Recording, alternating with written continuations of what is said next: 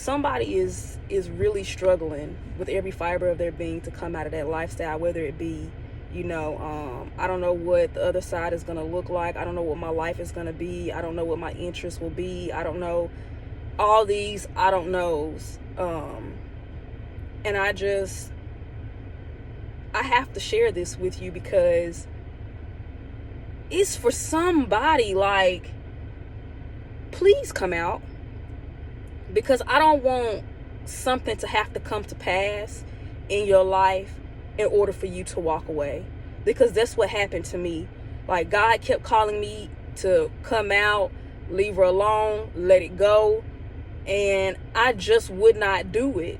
And I just kept thinking to myself, like, well, God, I provide this and I provide that and I do this and I do that, and if I walk away, what is their life gonna be like? Like, not even really worried about me. I just kept putting them before myself, like, how are they gonna feel and how are they gonna cope and what are they gonna do?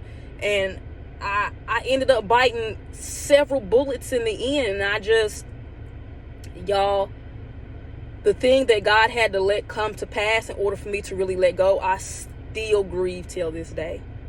I would be lying to you if I told you that I didn't hate myself for it, because I do. I do forgive myself for not knowing, forgive yourself for what you don't know. But one of the things that I'm struggling to forgive myself for is just my blatant disobedience to listen to God when he called me out to just leave her alone the first time. Please listen and hear me out. Because what I don't want for you is for you to have to stay in a season of healing because you didn't let go.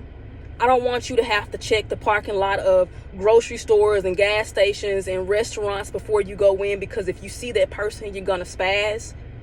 I don't want when someone asks you, how are you doing? You just regurgitate an answer from your trauma and your brokenness and your sadness and your frustration and your hate for yourself. I don't want you to be tormented at night when you try to sleep and all you can do is dream of them. I don't want you to be in agony, your heart literally in agony, because you see something on TV or you hear a song or something like that and it reminds you of them, and it just takes you back to this place of just inferior agony, man. Like, I really don't want that for you, and I hope that you will hear me out, because this has been almost 2 years ago and I'm still in a season of allowing God to heal me. And every time when this first came to pass, and it had to come to pass, because if it didn't, I still would have been in the same situation that I was in.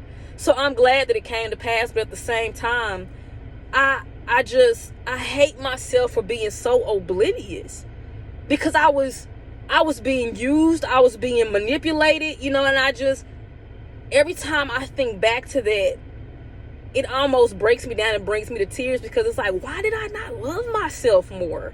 Like, why didn't I see this? Because if this had been anybody else, I would have realized what was going on sooner than now. To even be honest with you, I pray on bending knees that she never even sees this video, because I don't want her to have the satisfaction of knowing that cut me just that deep. I don't want that for you.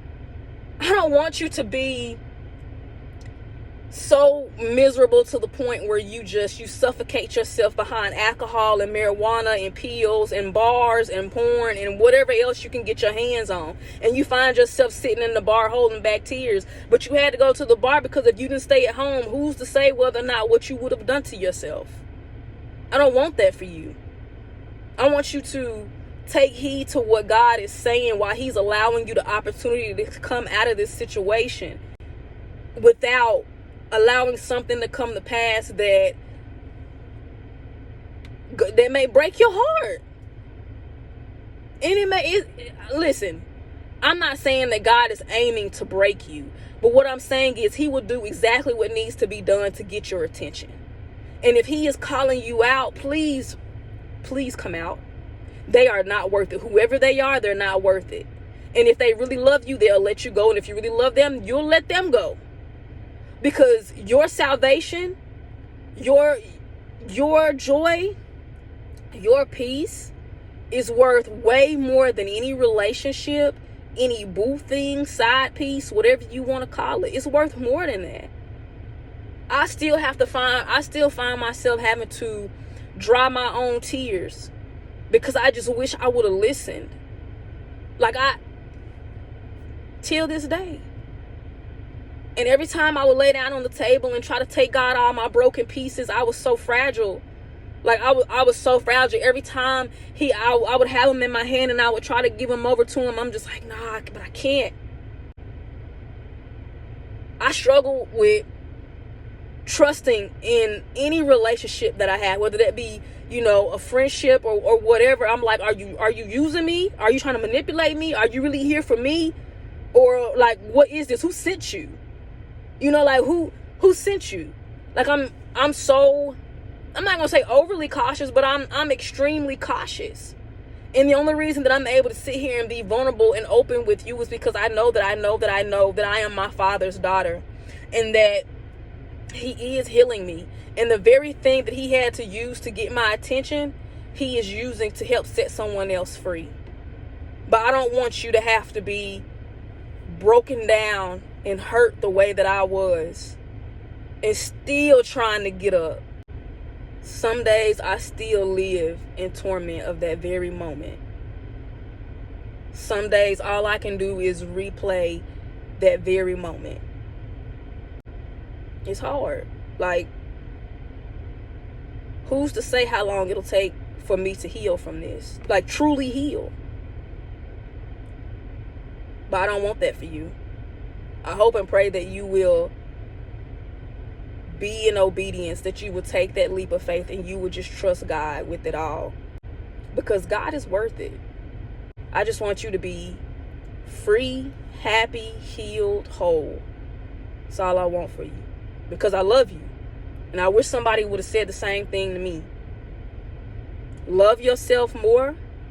Value your salvation and your eternity over what you feel.